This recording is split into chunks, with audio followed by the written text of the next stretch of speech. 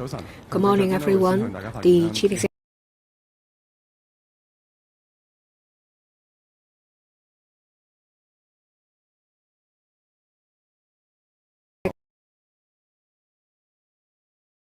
The construction site at West Kowloon is a fatal industrial case. First of all, I would like to express my condolences to the two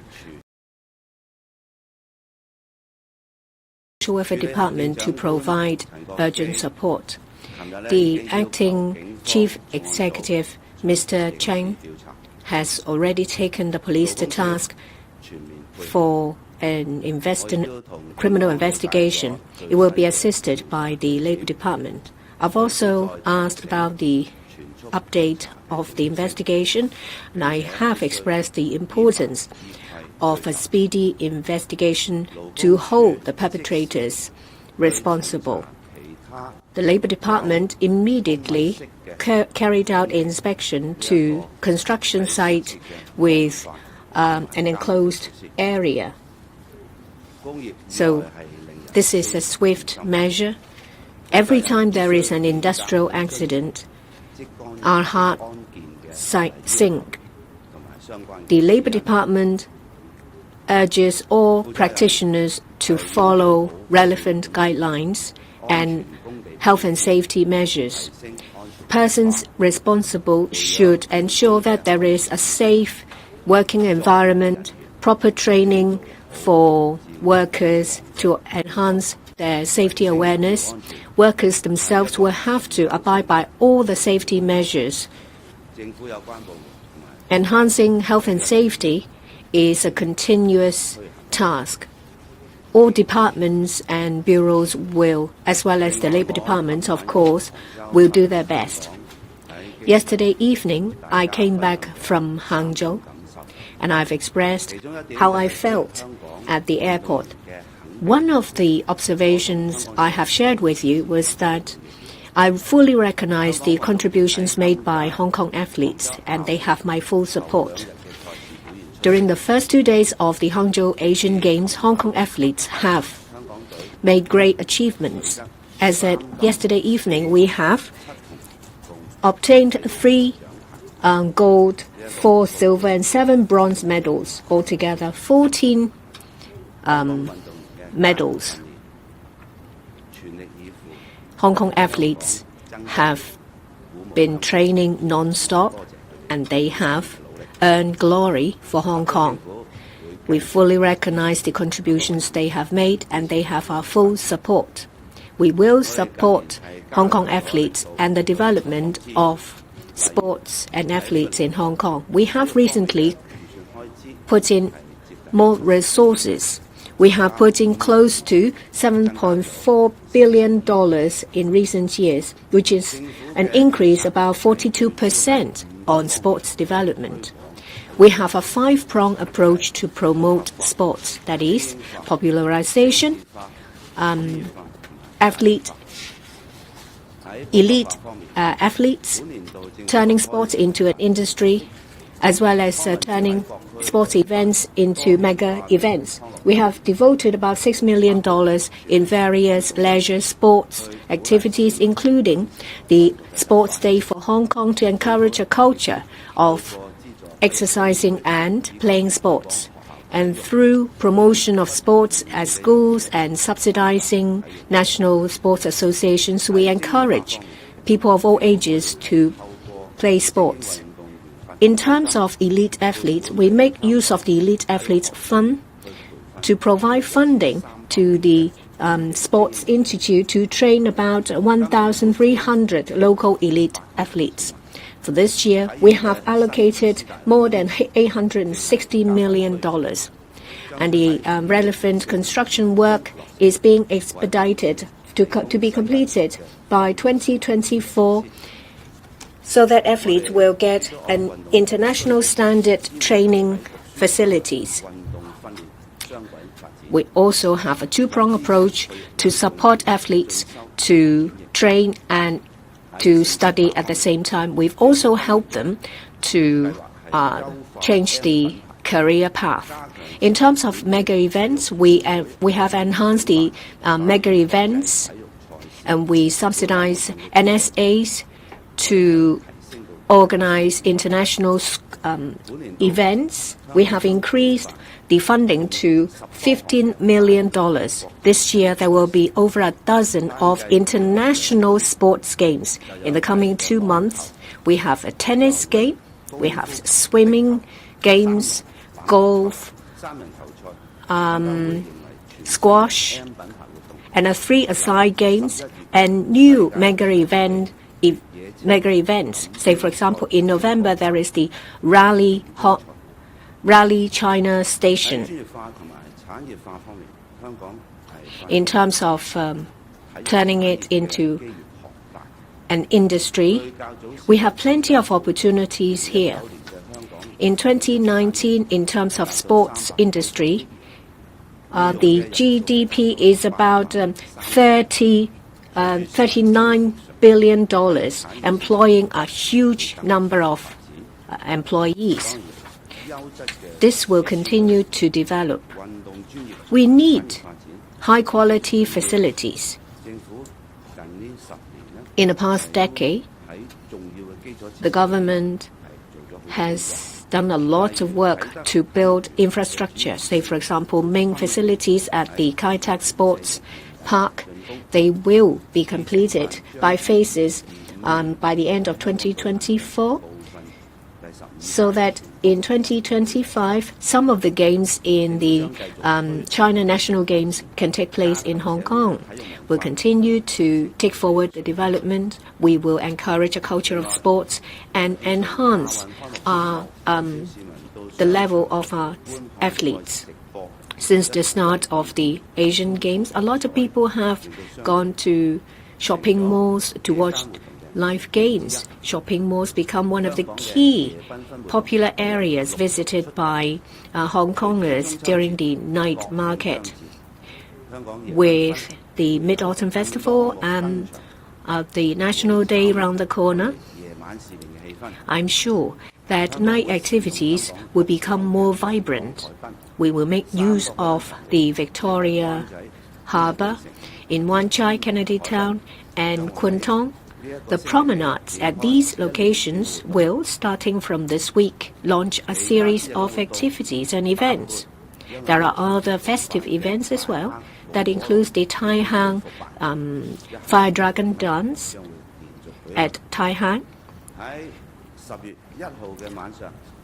In the evening on the 1st of October, there will be a revival of the firework on National Day after a hiatus of 5 years. We reckon there will be hundreds of thousands of Hong Kongers and visitors going to the Victoria Harbour to enjoy the spectacular show. I appeal to different quarters in Hong Kong, different organizations and bodies to pick their brains and come up with novel ideas to attract people to go out and participate. Relevant government departments will also dovetail their work and provide assistance as necessary. The Fire Services Department has provided assistance for operators to use naked fire to cook during the night market. We have waves and waves of festive activities starting from now and till the beginning of next year. We will continue to listen to different views, and I ask members of the public to participate and to spread the joy. Thank you very much. We'll now answer questions. Please raise your hand if you would like to ask a question. Keep the number of questions to no more than 2 and identify your media outlet before you ask questions. I'm from TVB. Good morning. I'd like to ask about the industrial accident at Austin Road.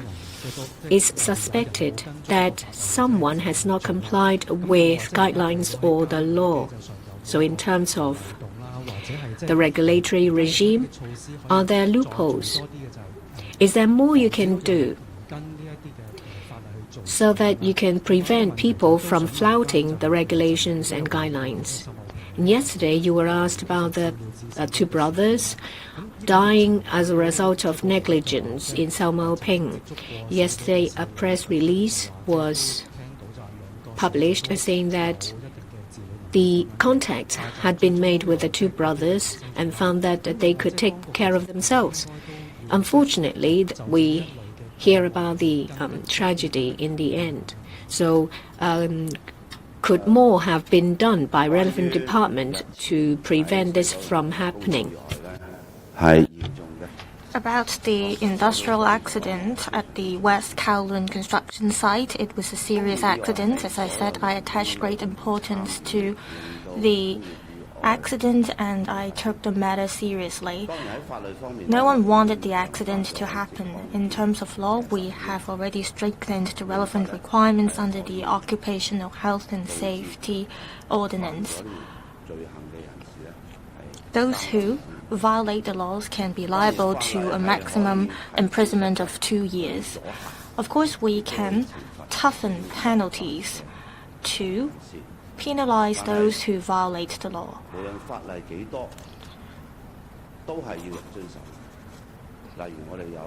However, we do need people to abide by the law, no matter how many laws there are in place. For instance, those who commit robbery, they will have to be penalized. So we have to ensure that the legislations are effective. Be it practitioners of the industry, persons in charge of construction sites, they are key to ensuring construction safety. So everyone plays a part. I think apart from the law, we have to enhance the occupational health and safety culture. With such culture in place, well, be it persons in charge of construction sites and practitioners of the industry, they will be more aware of the importance of construction and occupational safety. Recent years, we've been trying to make use of technology to enhance construction safety.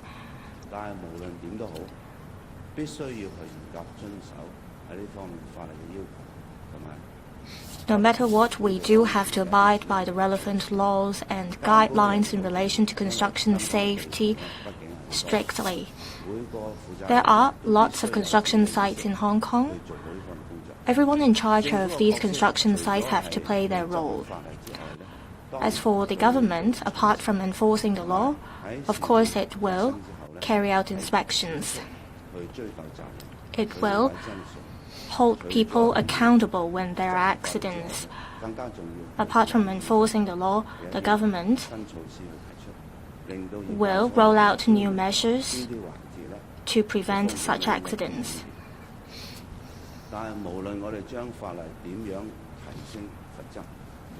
No matter how harsh the laws are and how clear the guidelines are,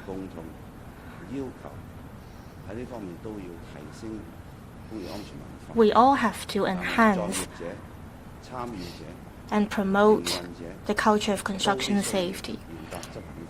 Those who take part in the industry, including the practitioners, they all have a role to play, and the government will spare no effort in its work as well. Media friends should also help promote the culture. Every time when such accident takes place, we have to make clear what the responsibilities of each stakeholder are. So they have to play their part. Therefore, the Labour Department will inspect construction sites with confined or enclosed spaces.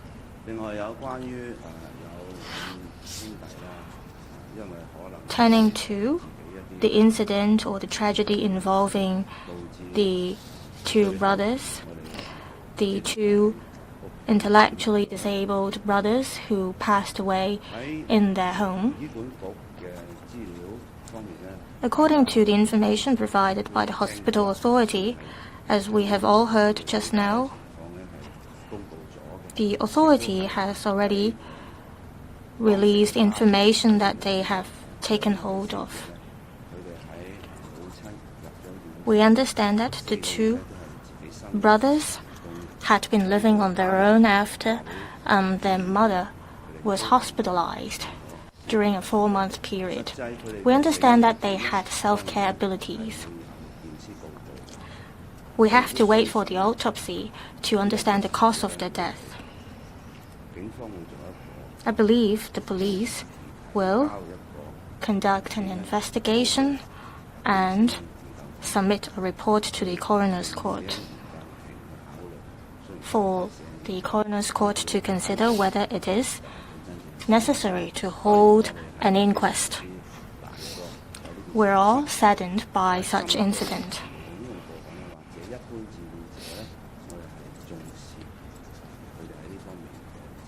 We attach importance to support given to carers.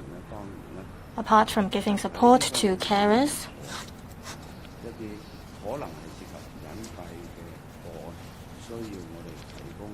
we have to see whether there are any hidden cases that require our support. Of course, the government is responsible in this regard, and organizations that provide welfare support should enhance their effort to offer help to those in need or carers, or to people with intellectual disabilities.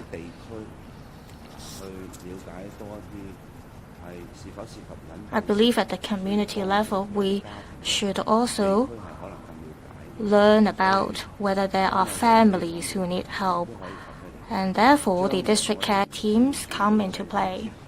With the improved district council governance, the future district council will also be able to play its part. Under the improved district council governance, the district officers will also offer their help and play their duties so that we can all help to build a society with mutual support to each other.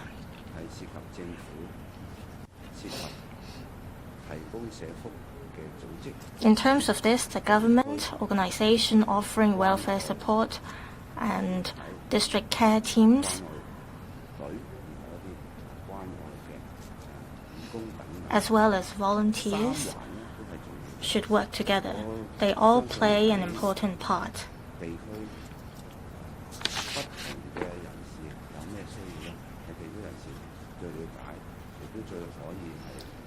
I think those working at the community level will have the best understanding of those in need, and they can reflect what they have observed to the government or community organizations. We should all work together to build a caring society. The parties I mentioned just now should play a bigger role or make a greater effort to help those in need, especially those who do not take an initiative to seek help. Next, the one on the right-hand side towards the front.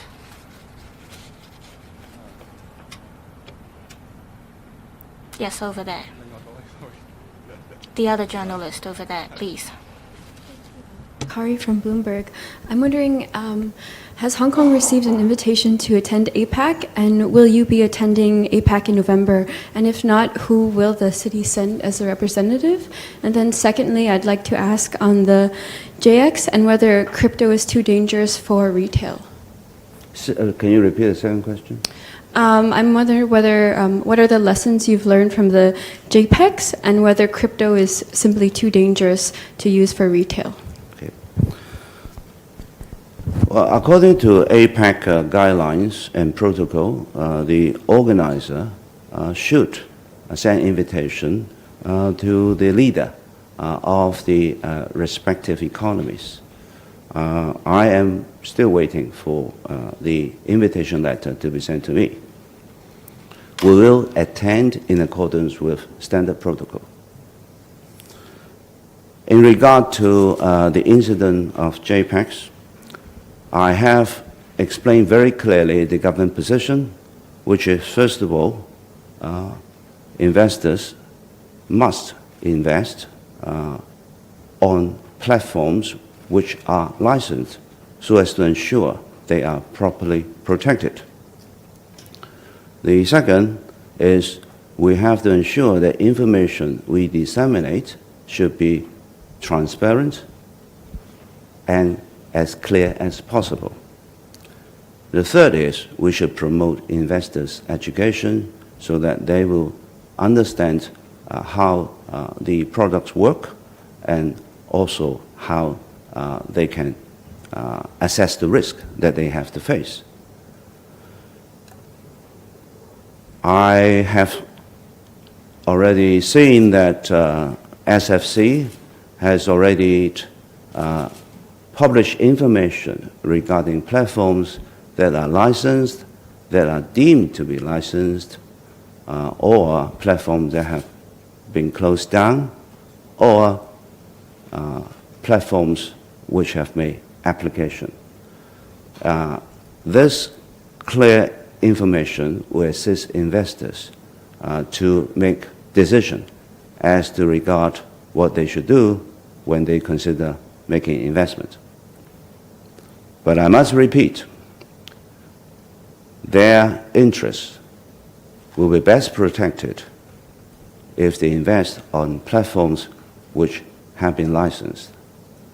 That means these platforms will be properly regulated.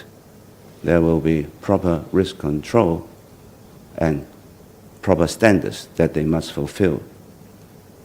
If investors choose to invest on platforms that are not licensed, they have to face their own risks.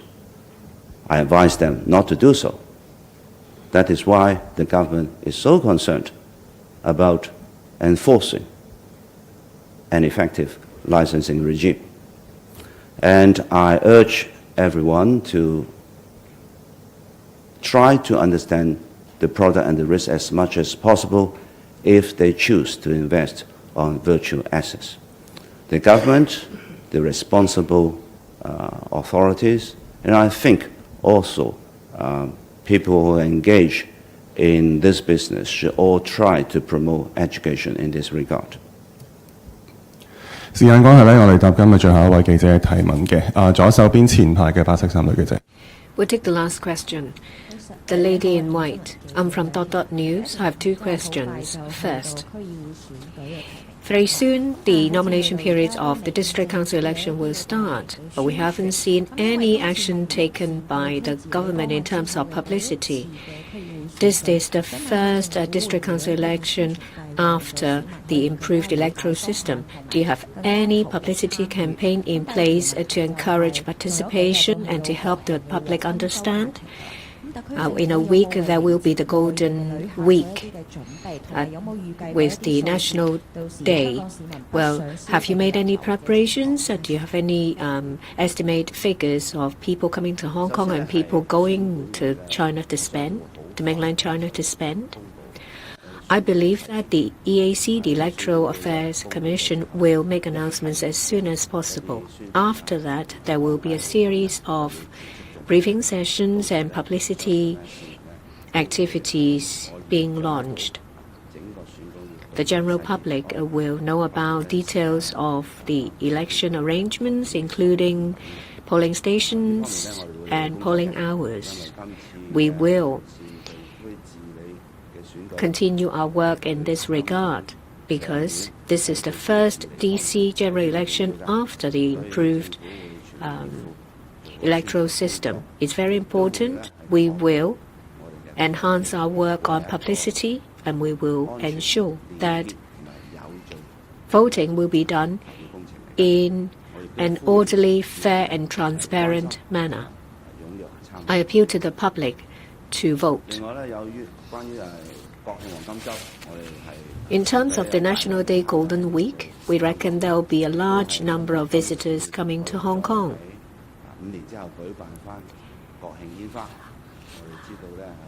After a hiatus of 5 years, we will have the National Day firework display. We have received a large number of inquiries. We believe that the number of visitors will be huge.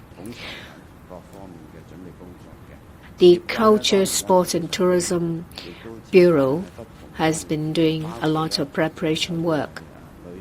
Community organizations and bodies have taken the initiative to organize various events, activities, and measures to help disseminate relevant information.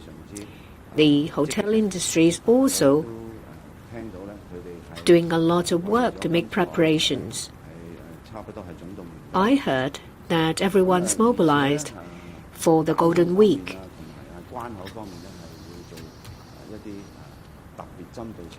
There will be special measures put in place. At the border, we will deploy additional manpower.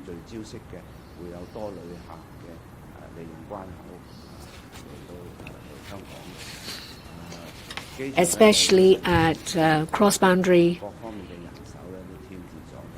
locations where we expect a large number of traffic. We've also deployed more manpower at the airport as well. We will react very swiftly as we keep in view the situation. The Culture, Sports and Tourism Bureau will have corresponding measures in place. We are confident that during the Golden Week, visitors and Hong Kong people will all participate in this festive period. And I believe that everyone, visitors and locals included, will feel the vibrancy of our night market.